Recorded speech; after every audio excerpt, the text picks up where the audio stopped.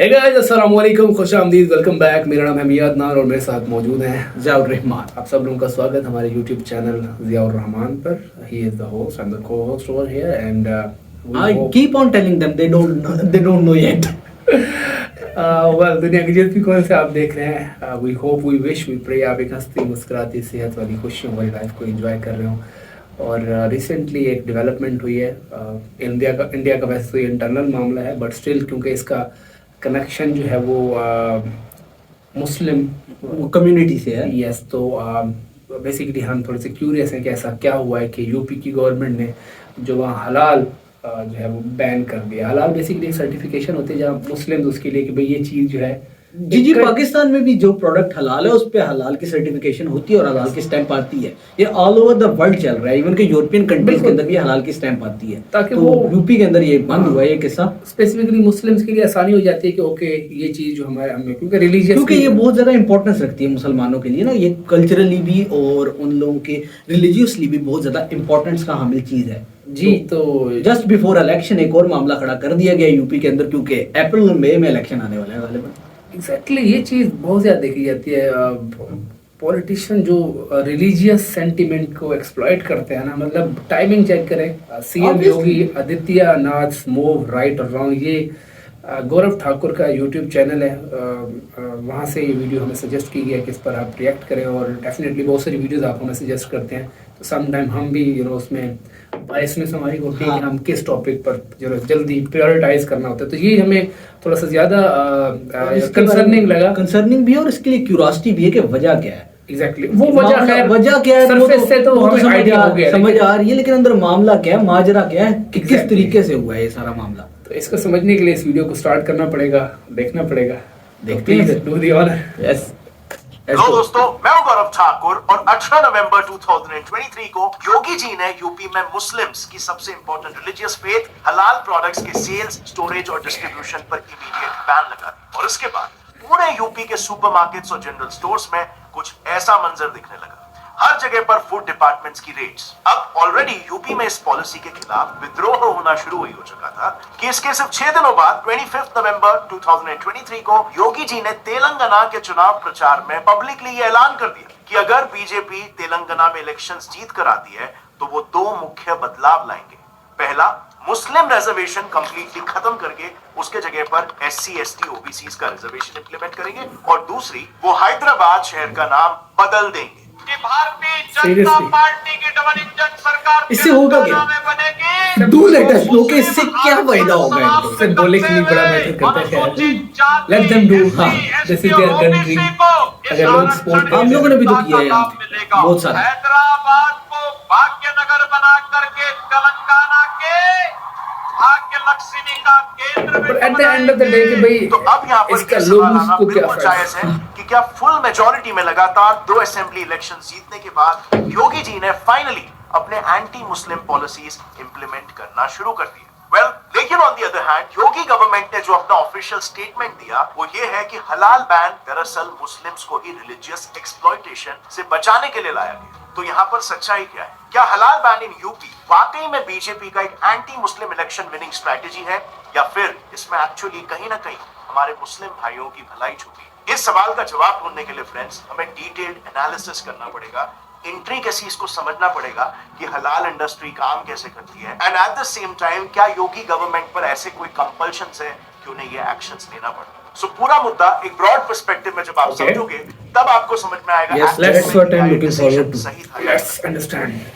So having said that, मुझे बिल्कुल भी प्रूफ करने की जरूरत नहीं है कि योगी जी के पहले की कई सारे पॉलिसीज को लो की एंटी मुस्लिम माना गया। जैसे कि 2017 में जब योगी जी पहली बार यूपी के सीएम बने थे तो उन पर यह आरोप लगा कि वो मुस्लिम्स के लाइवलीहुड और हिस्ट्री दोनों पर अटैक कर रहे हैं, क्योंकि 2017 में ही उन्होंने स्लॉटर हाउसेस को बंद करवाया। अब बेशक उन्होंने इलीगल स्लॉटर हाउसेस को बंद करने का ऑर्डर दिया था, लेकिन इसमें एक मैसिव कंट्रोवर्सी इसीलिए छाई क्योंकि गवर्नमेंट फोर्स से पहले स्लॉटर हाउसेस को बंद करा रही थी और फिर डिसाइड कर रही थी कि वो हाउसेस लीगल है या नहीं। इसके बाद अगले साल 2018 में दो प्रोमिनेंट सिटीज इलाहाबाद और फैजाबाद का नाम बदलकर प्रयागराज और अयोध्या कर दिया। इसके अलावा योगी जी ने पब्लिक अनगिनत प्रो हिंदू बहुत सारे स्टेटमेंट्स दिए हैं और उसमें से कुछ तो बॉर्डर लाइन कॉन्ट्रोवर्शियल भी रहे, और इसीलिए इन पॉलिसीज और कॉन्ट्रोवर्शियल स्टेटमेंट से उनका एक एंटी मुस्लिम इमेज फ्रेम ही हो रहा था कि 2023 में योगी गवर्नमेंट ने एक बड़ा बॉम्ब गिरा दिया, द हिस्टोरिक हलाल मीट बैन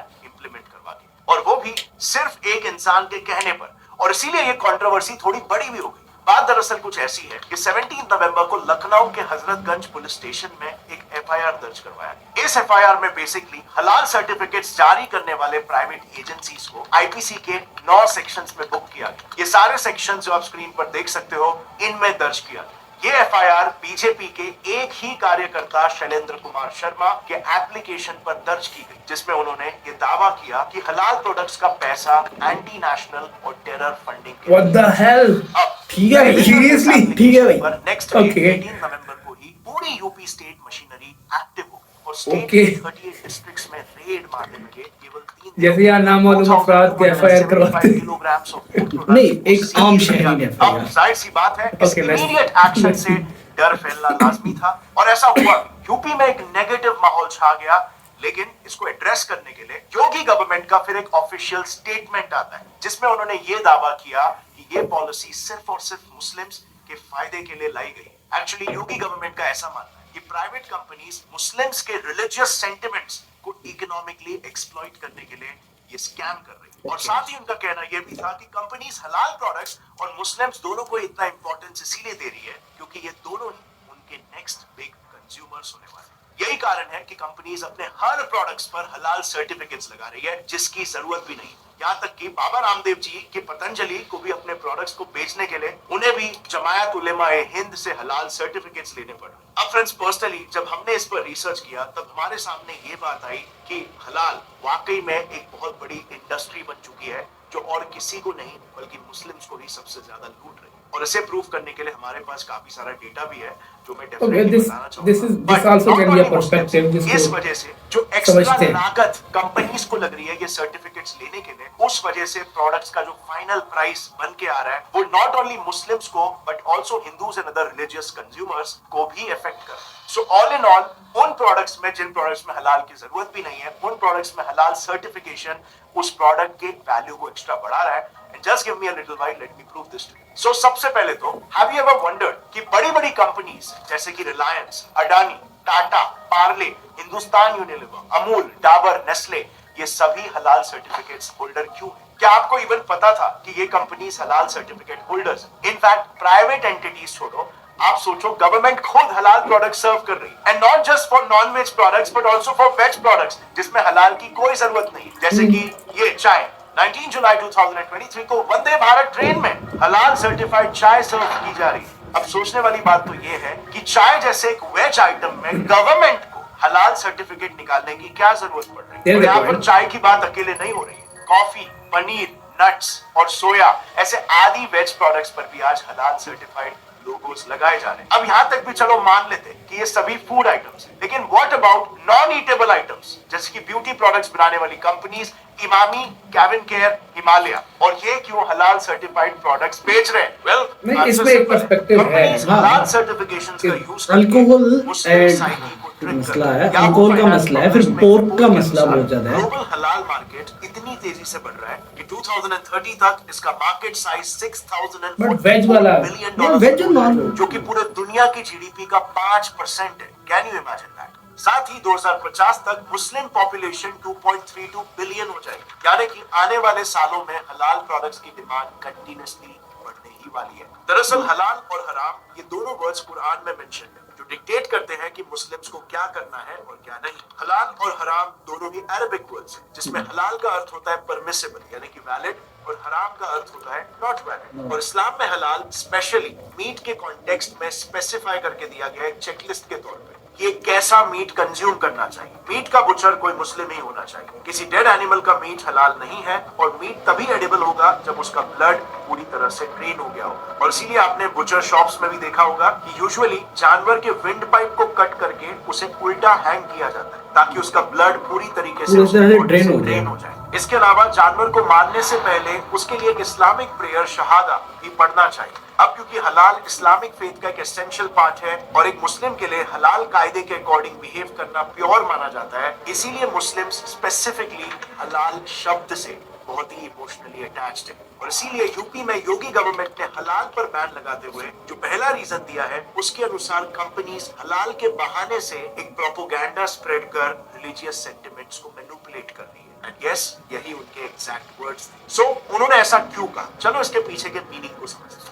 सो मानिए एक मुस्लिम कस्टमर किसी शॉपिंग मॉल से ब्रांड्स ABC में से ब्रांड A का राइस अब तक लेते आया है, क्योंकि वो ब्रांड उसके बजट में फिट बैठता है। अब अचानक से किसी दिन ब्रांड B राइस पैकेट पर हलाल सर्टिफिकेशन का लोगो लगाकर प्राइस को 10 रुपए बढ़ा देता है। अब इस हलाल लोगो को देखकर मुस्लिम कस्टमर्स अपने बजट से बाहर जाकर भी ब्रांड B का राइस खरीदेंगे और इस एक सिंपल टैक्टिक की वजह से अचानक से ब्रांड B का सेल्स हो जाएगा ऑल द वे अप, क्योंकि पर्टिकुलर कम्युनिटी केवल एक ब्रांड को specific preference I have an opposite argument of this logic. हासिल करने लगेंगे और वो भी अपने राइस को 10 रुपए बढ़ा देंगे।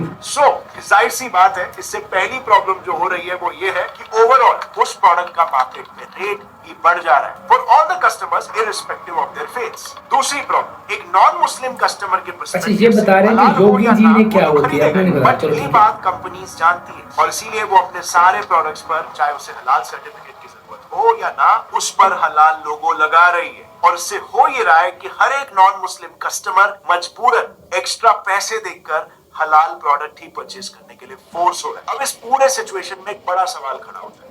देखा जाए तो सुप्रीम कोर्ट में फाइल्ड एक पिटीशन के अनुसार हलाल सर्टिफिकेशन 1974 में स्टार्ट हुआ था और 1993 में इसे नॉन मीट प्रोडक्ट्स के लिए भी एक्सपांड किया गया। सो बेसिकली क्या इसका मतलब 1974 से पहले मुस्लिम्स नॉन हलाल प्रोडक्ट्स यूज कर रहे थे?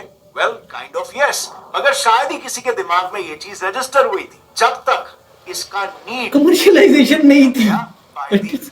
अगेन ये बीजेपी और उनका है, ये सारे मतलब बोगस वो लग रहे हैं, ये चीजें कंट्रोल की जा सकती है बगैर इसको बैन किए।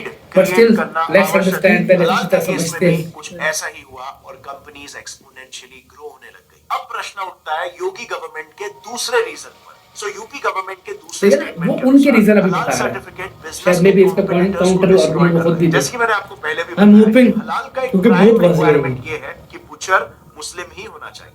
तो इस कारण से कंपनीज को मजबूरी में केवल मुस्लिम बुचर्स को ही हायर करना होगा, यानी कि दूसरे कम्युनिटी के लोग इस बिजनेस से धीरे धीरे आउट हो जाएंगे, यानी कि बेसिकली इकोनॉमी में एक हेल्दी कंपटीशन खत्म कर रहा है। अब इस पूरे मुद्दे में एक बड़ा प्रॉब्लम है। अगर आप थोड़ा सा रिसर्च करो तो इंडिया में ये हलाल सर्टिफिकेट्स सिर्फ और सिर्फ कुछ प्राइवेट इंस्टीट्यूट्स ही देते हैं, इसमें कोई गवर्नमेंट कंट्रोल नहीं है।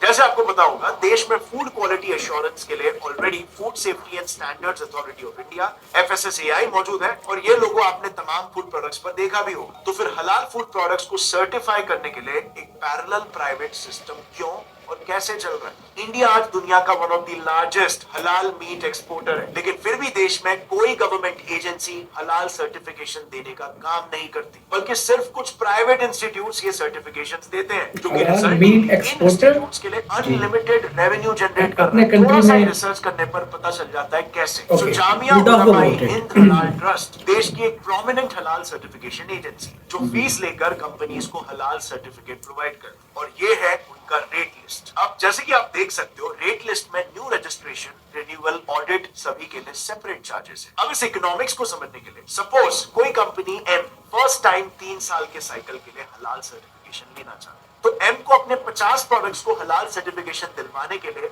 ये प्राइस पे करना पड़ेगा।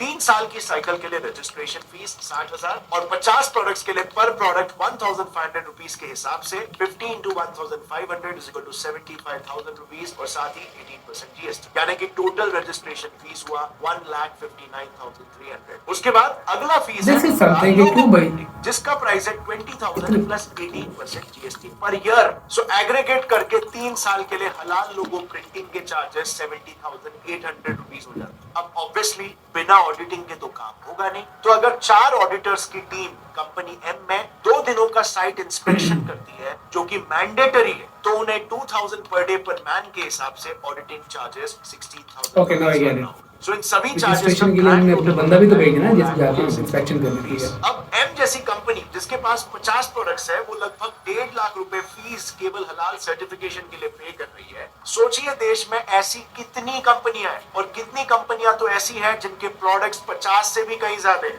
वो सब मिलकर कितना प्राइस हलाल सर्टिफिकेशंस के लिए पे कर रहे हैं। और अब कंपनीज मार्केट में क्यों है? मुनाफा कमाने के लिए। वो कंपनियां ये फीस अपने जेब से नहीं भरने वाली है, लास्ट में एंड कंज्यूमर इसे चुकाने वाला है, जो कि हम है। And here I am talking about Muslims, Hindus, Christians, Sikhs, Parsis and all. अब मुस्लिम तो इसके लिए ज्यादा पैसा पे कर ही रहे हैं उन प्रोडक्ट्स में जहां पर हलाल की कोई जरूरत नहीं है, और at the same time non Muslim consumers को भी मजबूरन हलाल के एक्स्ट्रा चार्जेस भरने ही पड़ रहे हैं। अब सबसे बड़ा प्रश्न तो यहाँ पर ये उठता है कि नॉर्मल सैलरीड इंडियन जो already income tax, service tax, GST और अन्य ऐसे दूसरे तमाम tax, road tax, property tax, wealth tax etcetera government को तो पे ही कर रहा है, क्या उससे अब जबरदस्ती हलाल टैक्स भी वसूल किया जाएगा? और नॉन मुस्लिम्स जो कि इंडिया में मेजॉरिटी है, क्या उन्हें भी चॉइसलेसली हलाल प्रोडक्ट्स को यूज करना ही होगा? वेल, मार्केट में जैसे जैसे हलाल सर्टिफाइड प्रोडक्ट्स बढ़ते जाएंगे, किसी के पास आर्गुमेंटेशन और किस तरह से कोई ऑप्शन ही नहीं होगा। और जो मुस्लिम्स इस पूरे ब्रॉड पर्सपेक्टिव को समझते हैं, वो भी जाने अनजाने में इस चीज से परेशान है, क्योंकि उन्हें जिन प्रोडक्ट्स में हलाल की कोई जरूरत नहीं है, उन प्रोडक्ट्स में भी एक्स्ट्रा पे करना पड़ रहा है, और इसका एक कंपाउंडिंग इफेक्ट काफी बड़ा हो सकता है। सो क्लियरली यहाँ पर किसी तरह के रेगुलेशन की जरूरत है, और ये है रेगुलेशन की जरूरत है, और शायद रेगुलेशन की जरूरत जरूर है, गवर्नमेंट भी इस सिचुएशन को इसी एंगल से देख रही है, और इसीलिए उन्होंने ऐसा कहा कि ये मूव मुस्लिम्स के ही बेनिफिट के लिए। अब डेफिनेटली हलाल मीट प्रोडक्ट्स का इंडियन इकोनॉमी को एक अच्छा एडवांटेज, क्योंकि इंडिया ब्राजील के बाद इस्लामिक कंट्रीज को हलाल मीट एक्सपोर्ट करने वाला दूसरा बड़ा देश है। ये दिस इज थिंग यहाँ मुझे हिपोक्रेसी नजर आती है कि मुस्लिम का बारहा ऐसे वाकयात मिलते हैं जो यानी कि हलाल फूड्स का ईसाइयों को अटैक किया जाता है, लेकिन एट द सेम टाइम यहाँ जब आप एक्सपोर्ट कर रहे हो तो वो जानवर भी मर रहे हैं। एनालाइज किया जाए तो यस, हमें हलाल सर्टिफिकेशंस की जरूरत भी है, लेकिन इसको रेगुलेट करने की भी आवश्यकता है। Yes, this is the point. अगर इसे सही तरीके से हमने सही जगह पर इस्तेमाल किया तो ये हमारी इकोनॉमी को भी बेनिफिट करेगा, और उसके साथ हमारे देश के मुस्लिम्स के फेथ के लिए भी एक इंपॉर्टेंट रोल प्ले करेगा। लेकिन इसी हलाल इकोनॉमी को अगर कुछ गलत लोग, गलत इंस्टीट्यूट्स मनी मिंटिंग के लिए एक्सप्लॉइट करेंगे, तो ये सरासर मुस्लिम फेथ का और कंज्यूमर्स का फायदा उठाना हो जाएगा। और इसीलिए वैसे लोगों को हमें आइडेंटिफाई करके ऐसे लॉज बनाने चाहिए, इनको रेगुलेट करना चाहिए, ताकि हमारी इकोनॉमी में हो रहे डैमेजेस से बचा जा सके। एग्जाम्पल के लिए सऊदी को ही ले लो। Saudi food and drug authority, ये सऊदी गवर्नमेंट की ऑफिशियल एजेंसी है जो पूरे सऊदी अरेबिया में हलाल सर्टिफिकेशंस प्रोवाइड करती है, जिस वजह से रेगुलेशन को इजीली सेंट्रलाइज किया जा सकता है। ऑल्सो गवर्नमेंट को इससे डायरेक्ट इकोनॉमिक बेनिफिट है in terms of tax benefits, like in India. So इससे क्लियरली दोनों का फायदा हो रहा है, गवर्नमेंट का भी और फाइनल कंज्यूमर्स का। सो मेरे हिसाब से ऐसा कोई सोल्यूशन ही सबकी भलाई में हो। आपका इस बारे में क्या सोचना है? क्या आपके हिसाब से भी it's high time India regulates हलाल इंडस्ट्री, या फिर आपके हिसाब से ये सब गवर्नमेंट का एक प्री इलेक्शन स्टंट है? क्योंकि आप जानते ही होंगे 2024 के लिए दोनों सेंट्रल पार्टीज बीजेपी और कांग्रेस हाई अलर्ट पर है, अप्रैल में पूरी कोशिश कर रही है जीतने की, और इसीलिए आए दिन ऐसे काफी सारे कंट्रोवर्सीज पॉपअप हो रहे हैं। जैसे हाल ही में कांग्रेस ने बीजेपी के खिलाफ आरोप लगाया था कि बीजेपी ने न्यू पार्लियामेंट बनने के बाद ही कॉन्स्टिट्यूशन के कॉपीज जो बांटे थे उसमें सेक्युलर और सोशलिस्ट वर्ड को निकाल दिया था। अब क्या बीजेपी ने ये इलेक्शंस के लिए किया था, या इसके पीछे कोई और वजह थी? इस मुद्दे को मैंने डिटेल में इस वीडियो में कवर किया है, जो है हाईली रेकमेंड। नेहरू क्या करी? हमारे कॉन्स्टिट्यूशन के बारे में नेहरू का देश नॉन सेकुलर। इस वीडियो को जितना हो सके अपने फ्रेंड्स और फैमिली में शेयर करो, ताकि उन्हें भी हलाल मामले का एक डिटेल पर्सपेक्टिव। यस, दरमियान में जब क्या कहते हैं, दरमियान में काफी योगी जी के जो रीजन थे वो भोंडे लग रहे थे, बट जिस तरह से गौरव ने समअप किया वो अच्छा था कि भाई मतलब कि ठीक है रेगुलेशन की जरूरत है, बट आप आके एक चीज को खत्म करें। अच्छा, तो सबसे पहली बात ये क्लैरिटी खत्म हो रही है ना, कि सबसे पहली बात तो ये करना चाहूंगा मैं कि यार एक ग्रुप का ना कोई इख्तियार नहीं है एक प्राइवेट कंपनी का कि वो रेगुलेट करे। अगर मामला यहाँ पे यही है, अच्छा इसको बड़ा बेहतर तरीके से किया जा सकता था। आप बीजेपी को जाहिर सी बात है एंटी मुस्लिम रेटरिक बेच के भी तो इलेक्शन लड़ना था। आप डायरेक्ट ये कहते कि हम लोग हलाल सर्टिफिकेट नहीं खत्म कर रहे, हम लोग उसको रेगुलेट कर रहे हैं, लेकिन आपने जाके वोट लेने, आपने जानबूझ के लोगों को इश्तेहाल दिया, और उसकी वजह से काफी सारे सेंटीमेंट्स हर्ट भी हुए। दूसरी बात को इशू बनाया जा रहा है। दूसरी बात जी मैं यहाँ पे करना चाहूंगा कि भाई साहब ने बहुत जगह पे ये कहा कि नॉन ईटेबल आइटम में हलाल और हराम का फर्क नहीं पड़ता। ब्यूटी उसमें है, ब्यूटी प्रोडक्ट का है, क्योंकि जिस प्रोडक्ट के अंदर अल्कोहल या फिर पोर्क का गोश्त यूज किया जाए, पोर्क की कोई ऐसी चीज जो हराम जानवर से बन रही हो, वो भी मुसलमानों के लिए यूज करना हराम है। हाँ, तो उसके अंदर उस सिनेरियो को बता रहे हैं कि व्हाट इज, मतलब तो उसके लिए भी हलाल और हराम का सर्टिफिकेट बहुत ज्यादा अहम है, क्योंकि अगर मैं परफ्यूम लगा रहा हूँ और वो अल्कोहलिक परफ्यूम है तो मैं रिलीजियसली वो परफ्यूम नहीं यूज कर सकता।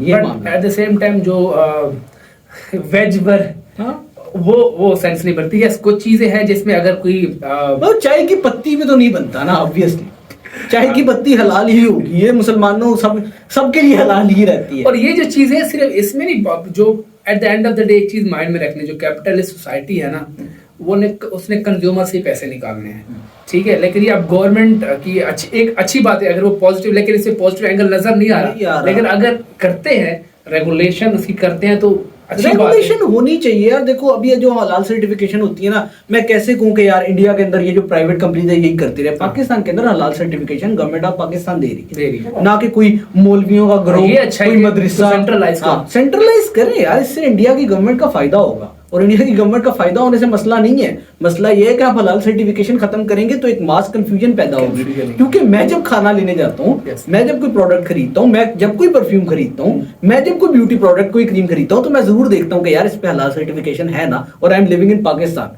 यहाँ पे मुझे इतना ज्यादा मसला भी नहीं है। ऑलमोस्ट हर चीज पे होती ही है। बिल्कुल, अब जिसको नहीं है इशू इस चीज का, उसके लिए तो कोई मसला नहीं है, लेकिन जिसको इशू है उसको, वो तो मुबहम हो जाएगा ना, एक प्रैक्टिसिंग मुस्लिम्स हैं यहाँ पे, एम्बिगुअस हो जाएगी वो चीज, और वो कंफ्यूजन क्रिएट, मास कंफ्यूजन से हमेशा केओस पैदा होता है। अब इसको ना अगर योगी जी ही बेहतर तरीके से लेके चल सकते थे, वो चलना चाहते तो, लेकिन सीधी सीधी बात ये है कि सिंपल अल्फाज में मामला पॉलिटिकल स्टंट, इंडियन दोस्त भी हमारे समझते हैं पॉलिटिकल स्टंट है हमारे, बड़े एजुकेटेड बंदे हैं। अब कुछ लोग कहेंगे देखो ये सॉफ्ट प्रोपेगेंडा कर रहे हैं। सॉफ्ट प्रोपेगेंडा, अच्छा यहाँ पे कुछ चीजें on the face of it नजर आती हैं। मामला ये है कि propaganda is not a negative word. You should read के यार डेफिनेशन ऑफ प्रोपेगेंडा क्या है, प्रोपेगेंडा की टाइप्स कौन सी होती हैं, नोम चॉम्स्की का प्रोपेगेंडा मॉडल क्या है। क्या मतलब बहुत सारे लोगों का मेरे पे खासतौर पे इल्जाम है कि ऐनक वाले भाई को कुछ पढ़ लेना चाहिए, तो ऐनक वाला भाई भी आपको सजेस्ट कर रहा है कि प्लीज प्रोपेगेंडा की डेफिनेशन पढ़ लें। मैं साड़ निकाल रहा हूँ अपनी। यार ऐसे थोड़ी होता है। This has happened, should not have happened, बहरहाल खैर। वेल, यहाँ एक चीज मुझे क्योंकि अक्सर विजुअल्स कुछ आते रहते हैं, हम भी ये बात नहीं करें कि हमारा मुल्क बहुत सारे वाकयात यार हमारे यहाँ तो भाईजान यहाँ पे सबसे पहली बात ही होती है इलेक्शन से पहले फलां कायदियानी है, फलां जो है वो यहूदी एजेंट है। हम लोग तो इलेक्शन, हमारे यहाँ भी इलेक्शन ऐसे ही हो रहा है, हम उन पे खप रहे हैं। मैं ये भी चाहता हूँ कि आप कम से कम खपे जरूर, वो आपको यूज कर रहे हैं। हाँ, रिलीजियसली मैं सिर्फ वो जो मीट एक्सपोर्ट वाला जो पॉइंट आया ना, वहां पर लिटरली मैं आपसे बड़ा फेयर होकर बात कर रहा हूँ, क्योंकि रिसेंटली क्योंकि वो भी पॉलिटिकल पार्टीज ही कर रहे थे, कुछ ग्रोह है जो मुसलमानों पर, अब ये ना कहना शुरू कर दीजिएगा कि हिंदुओं के आप टेंपल हो रहे हैं, यहाँ भी चीजें हो रही है, वो भी कंडेम, हम लोग उनको भी कंडेम करते हैं। लेकिन अब ये जो चीज है कि एक कंट्री जहाँ इस तरह के लोग कह रहे हैं कि भाई आप, क्योंकि ऑब्वियसली उनका रिलीजियस एक पॉइंट है जिसको रिस्पेक्ट करना चाहिए, ठीक है, हिंदुओं का एक रिलीजियस है कि भाई जानदार चीज को, ठीक है, लेकिन आप जब दूसरे पर इम्प्लीमेंट करते हो अपने उधर के लोगों को, और वो उनकी जान ले लेते हो, मतलब एक जानवर से ज्यादा आप एक इंसान की जान ले लेते हो।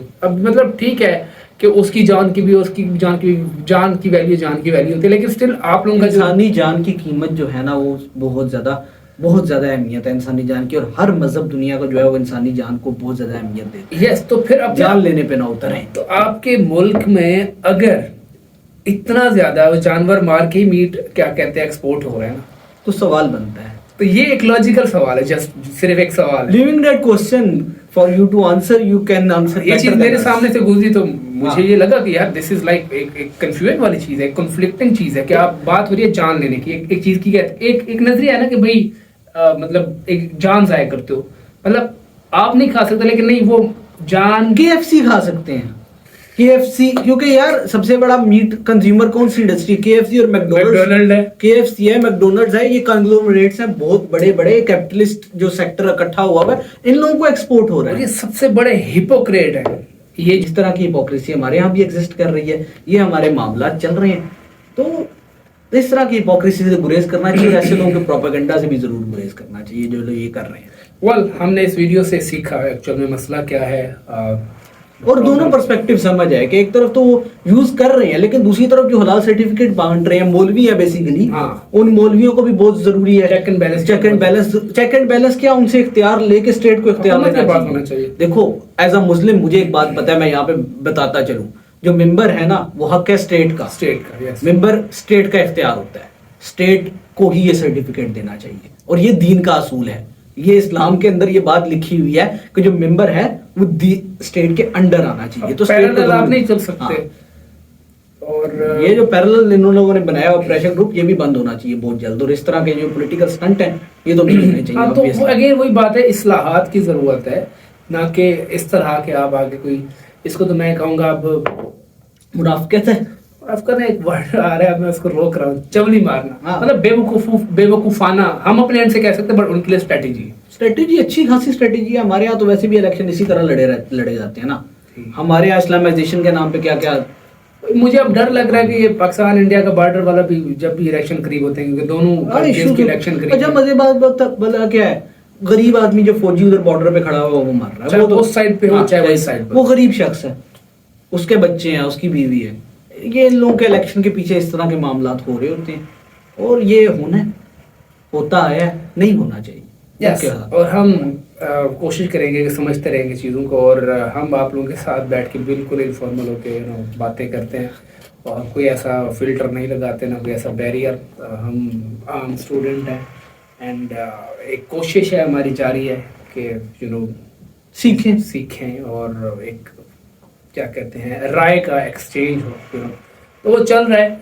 और इसी तरह से आप लोगों के कमेंट्स भी बड़ा इंपॉर्टेंट रोल अदा करते हैं। यस, और कमेंट्स में खास तौर पे वो लोग के हैंडसम बॉय की स्माइल वाले, आपके लिए बड़े बड़े कमेंट्स आ रहे हैं मेरे चैनल पे। हैंडसम बॉय की स्माइल बहुत प्यारी है, और मुझे लोगों ने स्पेशली कहा है कि आप अपना इंस्टाग्राम अकाउंट तो डाल रहे हैं डिस्क्रिप्शन में, मियां साहब का इंस्टाग्राम अकाउंट भी हो, तो आज से मियां साहब का इंस्टाग्राम अकाउंट भी आपको मिलेगा। तो जो मैसेज करना चाहे हिज इनबॉक्स इज ओपन। उधर ही आके गाली नो गालियां नहीं, his inbox is open for you, for those guys who are saying कि यार हैंडसम बॉय की स्माइल बहुत ज्यादा खूबसूरत है। खैर ladies and gentleman, thank you so much for showing so much love.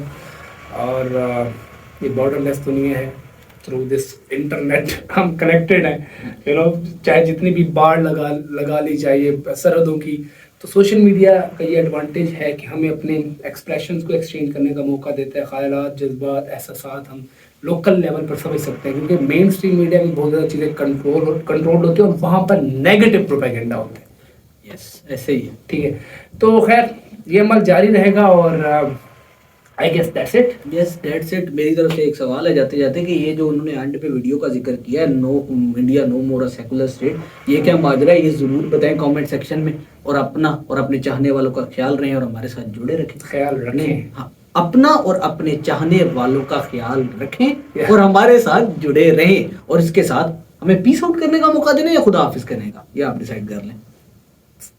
doesn't matter like अल्लाह हाफिज कहे, खुदा हाफिज खुदाहाफिज, कहे, रब अल्लाह रखा हाफिज। कहे, या रब रखा इज बेटर, है ना, रब रखा मतलब एक कनेक्टिविटी है, रब रखा and peace out. Peace out.